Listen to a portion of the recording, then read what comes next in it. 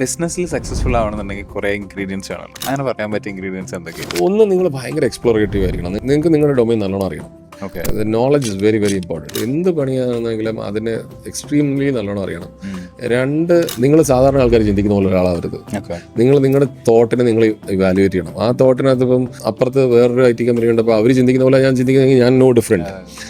I M not any different from anybody else. അപ്പം നിങ്ങളുടെ അതിനകത്ത് യുണീക്നെസ് ഉണ്ടെന്ന് നോക്കണം. അത് കുറേ പ്രാക്ടീസ് ചെയ്യുമ്പോൾ ഓട്ടോമാറ്റിക്കായിട്ട് വരും. പലപ്പോഴും ആൾക്കാർ ചോദിക്കുന്നത് വീണു ഇങ്ങനെ ചിന്തിക്കുന്നത് അതെന്ന് വെച്ചാൽ ഗതികേട് കൊണ്ടാണ്. അപ്പോൾ ഞാൻ എപ്പോഴും ആൾക്കാർക്ക് പറയുന്നത് നിങ്ങൾ പട്ടാളത്തിലാണെന്ന് വിചാരിക്കുക. അപ്പോൾ നിങ്ങൾ ബോർഡറിൽ പോയി വെടിവെച്ചു, പാകിസ്ഥാനും ആരാന്ന് വെച്ചാൽ അവർ നിങ്ങളെ പിടിച്ചോണ്ട് പോയി.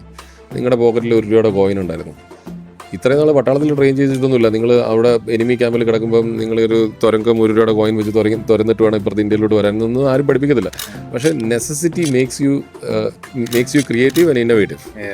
അപ്പം ആ ഒരു സാധനം നിങ്ങൾക്ക് ട്രെയിൻ ചെയ്യിക്കാം. അത് ഈ ഒരു സിറ്റുവേഷനിൽ പോയി വിട്ടിട്ട് അപ്പുറത്ത് പട്ടാളക്കാർ പിടിച്ചു കഴിഞ്ഞപ്പം രക്ഷപ്പെടുന്ന ആലോചിക്കാതെ അതിന് മുമ്പേ ആലോചിക്കാം. അപ്പോൾ ആ ട്രെയിനിങ് ഒരു ഭയങ്കര ഇമ്പോർട്ടൻ്റ്. അത് ആലോചിക്കാൻ തുടങ്ങുമ്പോൾ തന്നെ നിങ്ങൾ പല കാര്യങ്ങളും ബിസിനസ്സിനെ കുറിച്ച് പഠിക്കും.